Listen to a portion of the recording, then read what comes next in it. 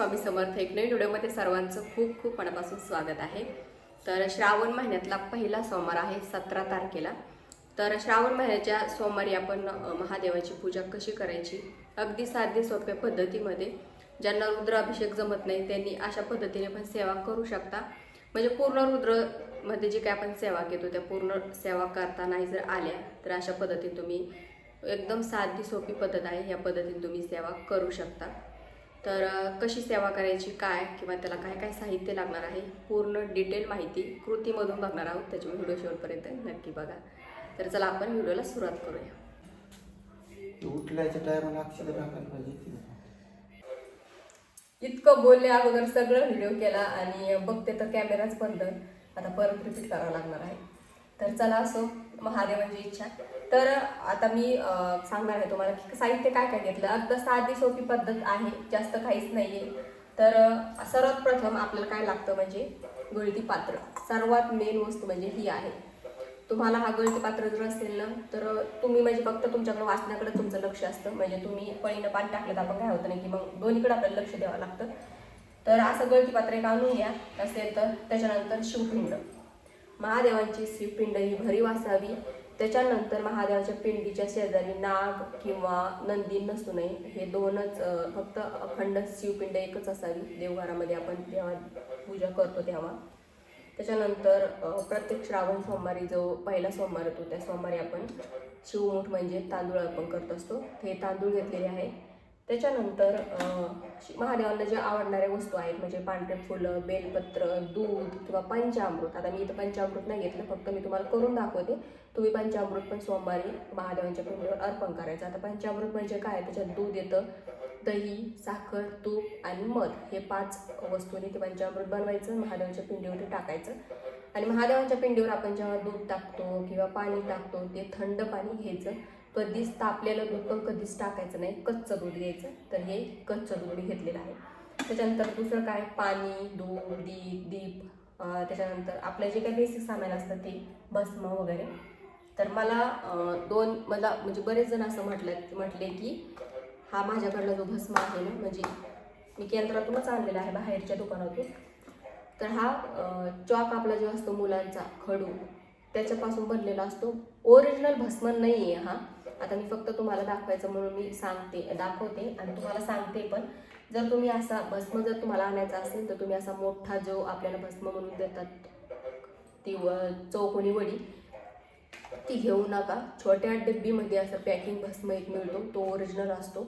हा चॉकवाणी असतो म्हणजे खडवाणी असतो, त्याच्यामुळे असा आणू नका. आणायचा असेल तुम्हाला तर मला जर उद्या वगैरे भेटला तर मी आणून घेईन. त्याच्यानंतर सगळ्यात महत्त्वाचं म्हणजे हा ग्रंथ. रुद्रसेवा करायची असेल तर हा ग्रंथ खूप महत्त्वाचा आहे. कारण रुद्रसेवेमध्ये आपण जे काही सेवा घेतो ना त्या सर्व काही याच्यामध्ये दिलेले आहे. तुम्हाला वेगळा ग्रंथ घ्यायची गरज नाही आहे. नित्यसेवेचा ग्रंथ आहे. स्वामी केंद्रानुसार तुम्हाला कुठेही हा ग्रंथ मिळून जातो. तर हा एक आणून घेतो मी. त्याच्यानंतर चौरंग पाठ आणि पांढरं वस्त्र काहीतरी त्याच्यावर टाकायचं किंवा जे असेल ते टाकू शकता. तर बेसिक सामान आहे आणि खूप साध्या सोप्या पद्धतीमध्ये मी तुम्हाला समजून सांगणार आहे कृतीमध्ये, म्हणजे जेणेकरून तुम्हाला व्यवस्थित समजलं जाईल आणि सोमवारी तुम्ही अशी सेम पूजा कराल. तर काय करायचं आहे, आपल्याला सर्वात प्रथम दिवा लावायचा आहे. आपण कोणतीही सेवा करतो त्या अगोदर आपण दिवा लावत असतो. तर दिवा लावतेवेळेस काय करायचं, आता महादेवांची पिंड ही उत्तरेकडे तोंड करून असते. आता आमच्या घराची म्हणजे उत्तर दिशा ही आली, माझं जिकडे तोंड आहे ती उत्तर दिशा आहे. आणि उत्तर दिशा म्हणजे उत्तर दिशेच्या ऑपोजिट दक्षिण दिशा. दक्षिण दिशेला आपल्या तेलाचा दिवा असतो आणि उत्तर दिशेला हा तुपाचा दिवा असतो. त्याच्यामुळे आता ही दिशा आहे दक्षिण, तर इथे मी ठेवते दिवा. याच्यावर तेलाचा दिवा आहे हा. आणि तुपाचा दिवा आपण जेव्हा आरती करतो त्यावेळेस आपल्याला तुपाची दिव्यानं आरती करायची. त्याच्यानंतर लावायचं आपल्याला धूप. पाणी घ्यायचं, तांबण घेतलं की त्याच्यामध्ये ठेवायची शिवपिंड. तर मी काय करते, छोटीशी डिश घेते अगोदर. तर आपण जेव्हा अभिषेक करू त्यावेळेस शिवपिंड जेव्हा प्लेटमध्ये ठेवतो ना तेव्हा खाली कधीच ठेवायची नाही. खाली थोडेसे तांदूळ किंवा फूल बेलपत्र ठेवायचं, त्याच्यावर शिवपिंड ठेवायची. त्याच्यानंतर बघा आता हे मंत्र सॉरी आपण जेव्हा हा सर्व काही अभिषेक करतो त्यावेळेस आपल्याला ओम नमः शिवाय या मंत्राचा जप करत राहायचं किंवा शिव हरिशंकर नमामि शंकर शिवशंकर शंभो हे गिरिजापती भवानी शंकर शिवशंकर शंभो या मंत्राचा जप करायचा. तर बघा अगोदर पाणी टाकायचं. ओम नमः शिवाय, ओम नमः शिवाय, ओम नमः शिवाय, ओम नमः शिवाय, ओम नमः शिवाय, ओम नमः शिवाय, ओम नमः शिवाय, ओम नमः शिवाय, ओम नमः शिवाय, ओम नमः शिवाय. त्यानंतर परत स्वच्छ पण टाकायचं. ओम नमः शिवाय, ओम नमः शिवाय, ओम नमः शिवाय, ओम नमः शिवाय. आता इथे आपण कच्चं दूध टाकलं, त्याच्यानंतर इथे तुम्ही पंचामृत टाकू शकता, त्याच्यानंतर नुसता मध टाकू शकता, चंदनाचं पाणी, त्याच्यानंतर कापराचं पाणी, अत्तराचं पाणी, असं पाणी करून महादेवांच्या पिंडीवर तुम्ही अर्पण करू शकता. तर आता हे आपला अभिषेक झाला आपला पूर्ण. आता आपण पिंड उचलून स्वच्छ पुसून घ्यायची. तर शिवपिंड ठेवली. आता आपल्याला लावायचं आहे गळती पात्र.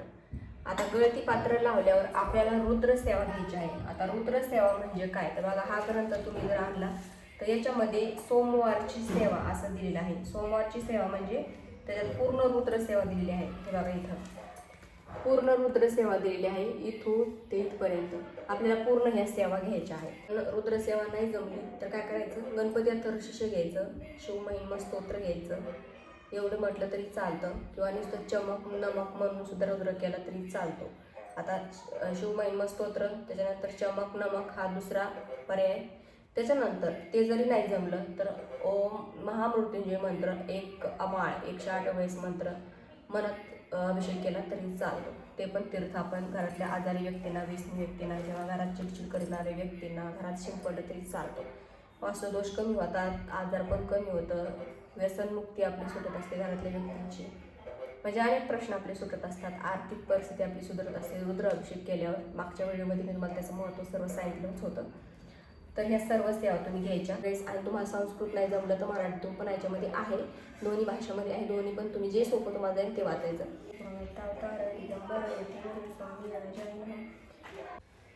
कोणतीही सेवा घेतेवेळेस आपण अगोदर स्वामी स्तवन म्हणतो. स्वामी स्तवन म्हटलं की एक माळ श्री स्वामी समर्थ महाराजांचा जप करायचा, त्याच्यानंतर मग आपल्या सेवेला सुरुवात करायची. महिमानाचा सुधा मधुरती शिवा आवडे, जरी पुळती ब्रह्मा तो नवलतय नातया भासते, पतित मज पावन्य मन रमो तुझे गायत कृतार्थ कर शंकरा त्रिपुरदाहका जीवनी, जनी जगन ब्रह्म तो जगतशी जीवना श्रीहरी शिवा विलय साजरे कथित ते वेदते तीनही त्रिकाल तव रूप बाभूत जना संमोहन अजान तुझला कसे सकल जानती सांगना, शिव गुणागमे सदाशिव सुतागमे गमर दिव्यवाणी करी, शिवार्पणा सौ सदा दो सकल दुःखा चिंता हरी. इति श्री पुष्पदंत विरचित शिवमहिमा स्तोत्र संपूर्ण. पिंड स्वच्छ पुसून आपल्या डिशमध्ये ठेवायची. खाली तांदूळ अक्षर टाकायचे, त्याच्यावर पिंड ठेवायची. पिंडीला चंदन, हळद, कुंकू, अक्षदा, आवडणाऱ्या वस्तू म्हणजे पांढरे फुलं, बेलपत्र तर आता सर्व व्हायचं. अर्पण करणार आहे. तर शिवमूठ थोडीशी पाण्याने स्पर्श करायची, शिवमुठीचा मंत्र म्हणायचा. आता मी इथं तुम्हाला वाहून काय दाखवत नाही, फक्त आपण अशी तांदूळ घ्यायची, मूठ बांधायची, त्याच्यावर निशी अशी सोडायची आणि मंत्र म्हणायचा. 3 वेळेस मंत्र म्हणायचा, 3 वेळेस सोडायची. तर इथे फक्त मी तुम्हाला मंत्र म्हणून दाखवते. ते शिवा शिवा महादेवा माझी शिवामूठ ईश्वरा देवा, मनातील इच्छा पूर्ण करा महादेवा, असं म्हणायचं आणि शिवमूठ अर्पण करायची. 3दा मंत्र म्हणायचा, 3दा शिवमूठ अर्पण करायची. आणि नंतर मग आपण 108 नामावली घेऊन आपण महादेवाच्या पिंडीवर बेलपत्र अर्पण करणार आहोत. आता मी फक्त अक्षदा वाहते. श्री महादेव त्याभ्यो नमः विले अलंकारादे अक्षदां समर्पयामि. बेलपत्र वाहते वेळेस आपण जेव्हा बेलपत्र आणतो त्यावेळेस शेवटी ही दांडी असते, ही दांडी कट करायची. आधीच बेलपत्र निवडून ठेवायचा, ही दांडी कट करायची. पाण्याने स्पर्श झाला पाहिजे किंवा बेल धुवून घेतला तरी चालतो. आणि आपण जेव्हा बेल अर्पण करतो त्यावेळेस ओम नमः शिवाय. तर आता 108 काय बेलपत्र नाही आहे माझ्याकडं, जितका आहे तितका व्हायला मी. बाकीचे आपण फुलं वगैरे पण वाहू शकतो. तर मी इथे काय करते, आता फक्त बेल व्हायला तर नामावली घेऊन टाकते लगेच. तर नामावली पण आपल्याला नित्यसेवेच्या ग्रंथामध्ये दिलेली आहे, 108 नाव महादेवाची. आणि ह्या 3 बोटांना आपले मधले 3 बोट आहेत त्या 3 बोटांना पण व्हायचे आहे. बेल असो, फूल असो, अक्षर असो. ओम नमः शिवाय. ओम महेश्वराय नमः. ओम शंभवे नमः. ओम पिनाकिने नमः. ओम शशिशेखराय नमः. ओम वामदेवाय नमः. ओम सहस्रपदे नमः.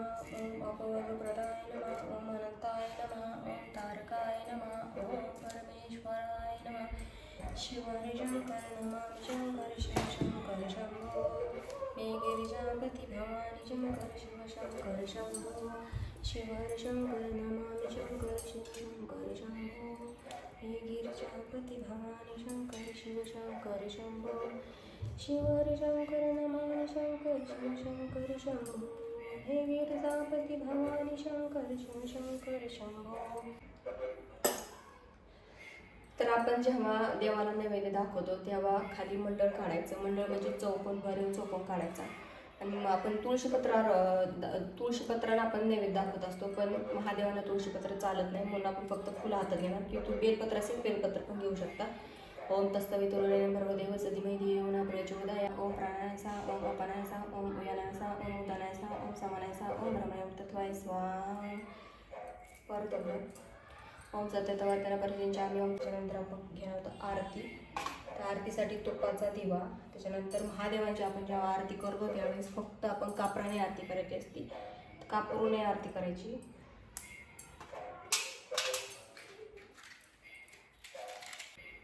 अगोदर गणपतीची आरती, त्याच्यानंतर महादेवांची आरती. सुख करता दुःख हरता वारता विघ्नाची. नूर्वी पूर्वी प्रेम कृपा देवाची. जय शिव ओंकारा प्रभु हर शिव ओंकारा. ब्रह्मा विष्णू सदा शिव, ब्रह्मा विष्णू सदा शिव. अर्धांगी धारा. ओम हर हर हर महादेव. ज्योतिषपूर्वे श्री कर्पूर.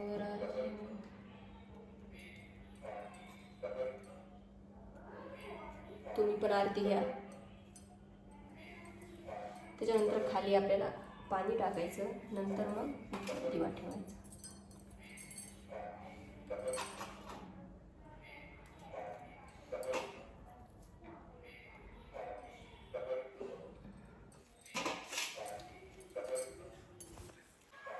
तर अशा प्रकारे आपली पूर्ण महादेवाची सेवा झालेली आहे.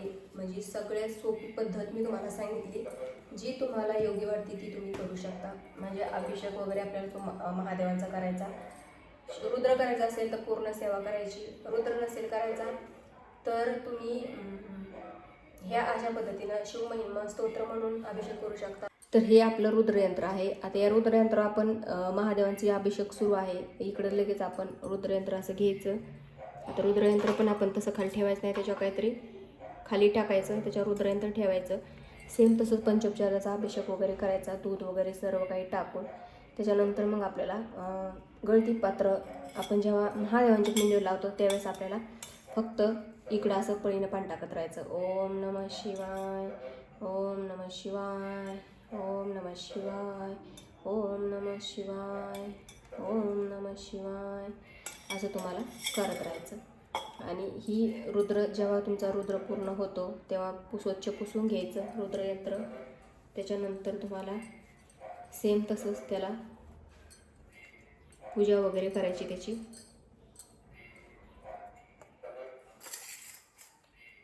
आपण जेव्हा रुद्रयंत्र करतो त्यावेळेस रोज पुसून घेतलं त्याच्यावर ही माळ ठेवायला विसरायचं नाही. ही माळ ठेवून द्यायची. रुद्राची माळ आहे ही, त्याच्यामुळे आपण रुद्रयंत्रावर ही माळ ठेवायची. त्याच्यानंतर जिथं पूजा मांडलेली आहे तिथं तुम्हाला रुद्रयंत्र ठेवून द्यायचं आहे. चंदन लावायचं, फक्त चंदनच लावायचं. त्याच्यानंतर तुमच्याकडे अत्तर असेल तर अत्तर लावा, भस्म असेल तर भस्म लावा. त्याच्यानंतर आपण पूजेमध्ये ते ठेवून द्यायचं. रुद्र करायला काहीच अवघड नाही आहे. आणि तुम्हाला जर रोज होत असेल श्रावण महिन्यात तर रोज अशी सेवा तुम्ही करा. रुद्र सेवा जर केली तर सोन्याहून पिवळं तुम्ही रुद्र सेवा जर केली तर. कारण रुद्र सेवा इतकी उच्च कोटीची महादेवांची कोणतीच सेवा नाही आहे. त्यामुळे पूर्ण रुद्र करा. किंवा नाही जमत तर अशा पद्धतीने करू शकता. किंवा प्रत्येक सोमवारी पण तुम्ही रुद्र करू शकता. रोज जर नाही जमत प्रत्येक सोमवारी रुद्र सेवा करायची.